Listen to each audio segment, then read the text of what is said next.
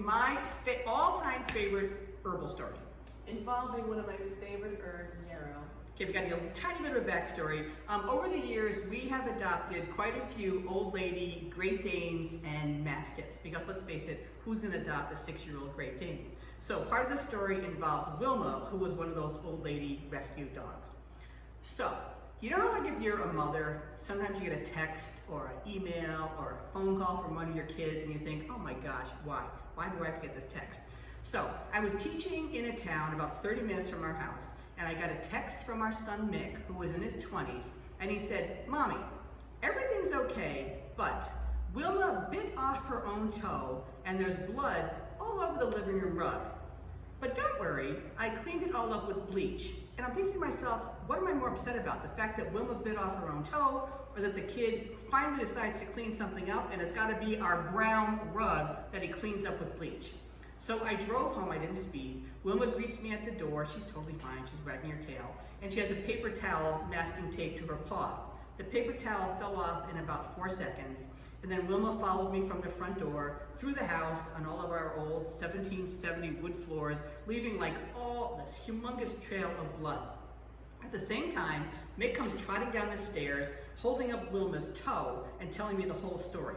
Turns out it wasn't Wilma's toe at all. What she did is it was Wilma's toenail that she ripped out by the roots. So Mick is yapping at me. Wilma is bleeding all over the kitchen floor. In that exact moment, Eris came in the front door, just fresh from freshly home from her job at the health food store just down the road.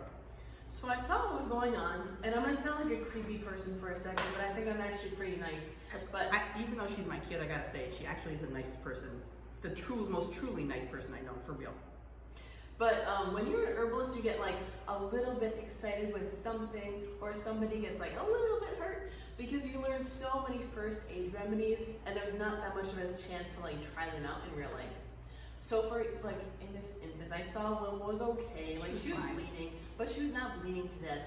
And I was like, oh, I get to try out yarrow, because I had heard that it was a great first aid remedy for stopping bleeding. So I went out to the herb garden and grabbed some yarrow leaves and just crushed them up a little bit, and then put them on where Wilma's toenail had been. And I would say within like a minute, it like totally stopped the bleeding, like for real. There's no more blood coming out of her toe. If I hadn't seen it, I would never have believed it. You know, sometimes if you cut your dog's toenails and you kind of screw up and you go a little bit too deep and they bleed and they bleed and they bleed. Eris put the yarrow on, Wilma's still prancing around on the wooden floor. That toe never bled again. I wouldn't have believed if I hadn't seen it. So from that story, you can tell that yarrow is a really effective astringent. So internally it can dry up things like mucus and phlegm, which are two gross words, but yarrow takes care of them. Then externally, obviously bleeding, and also things like poison ivy, like at any stage, but especially when it's at that weeping stage where it's like extra like bleh. It really helps to get rid of like the itching and helps to dry up the poison ivy in general.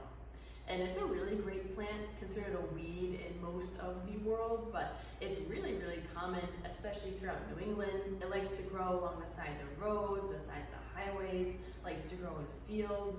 And if you drive around in the summer and you like keep your eyes peeled, I'm sure you'll see it growing, because it's very, very common. I would say, I'm not one of those, I'm not into like delicate flowers. I like substantial plants, like marigolds, yarrow, they're my favorite things. It really has some like oomph to them. And it's one you can grow in your garden too, and we highly recommend looking into it and trying to grow yarrow. Yarrow, my best herb story ever.